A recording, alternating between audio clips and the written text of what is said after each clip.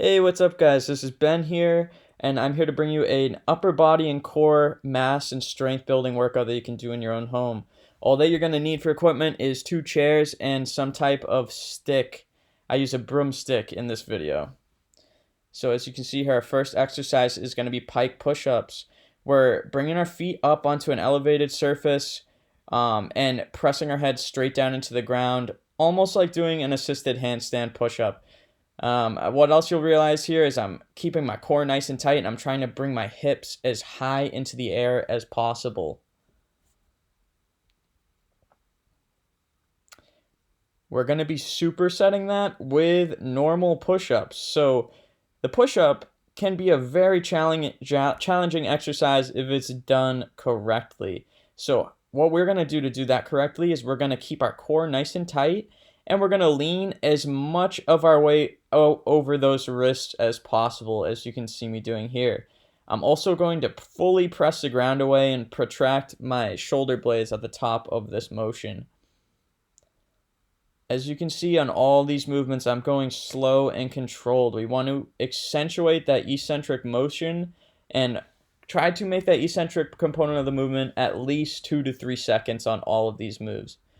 This is a more advanced version of the pike push-up, so if you have an open wall near you and you are comfortable doing handstands, you can do handstand push-ups instead, and this is going to essentially just place all of your body weight into the shoulders here so that you're doing a really heavy shoulder press, and it's going to be even more effective at hitting those triceps and shoulders in this position. But that's only, once again, if you are a little bit more advanced and you want to challenge yourself.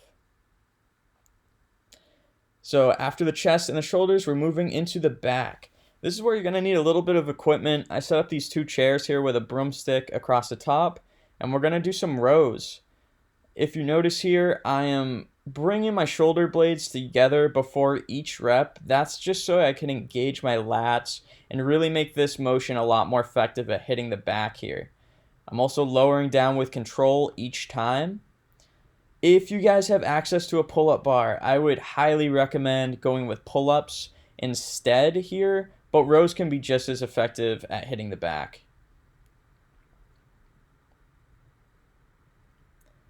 Our next exercise is going to be a snow angel.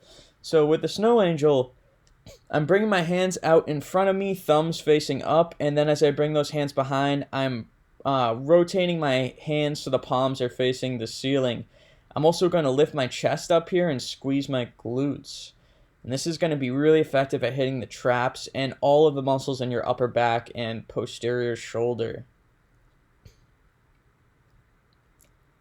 We're going to be performing all these exercises as supersets. So once you get through one movement, you're going to be doing the next movement in that circuit right away. Don't give yourself any rest or as little rest as possible in between each exercise.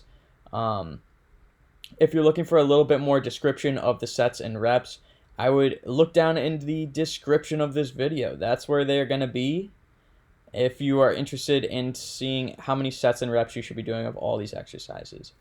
So after we hit the back, we're moving into the core here. On the core, first exercise is going to be the V-up. So on this one, I'm pressing my lower back down into the ground, and I am reaching up from my toes with control here, crunching in the middle.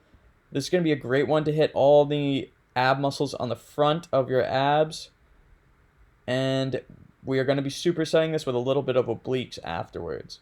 And guys, if you are enjoying the videos, definitely give me a thumbs up, subscribe, and leave me a comment of a kind of workout that you'd like to see afterwards. I love all kinds of fitness, guys. I would love to provide you with the kinds of workouts that you guys would like to see. So our second exercise here is going to be a side hollow hold. I'm turning my body onto my hip, onto the meaty part of my butt, and I'm lifting my hips up here and contracting my obliques as hard as I can. We're going to be holding 30 seconds on each side and flipping around, make sure you know which side you hit first. And I'm doing that same thing on the other side. I'm also flexing my quads and keeping my glutes nice and tight here. Once again, guys, peep the description on this video if you would like to see the sets and reps you should be doing. But awesome, guys. Stay tuned for legs on tomorrow.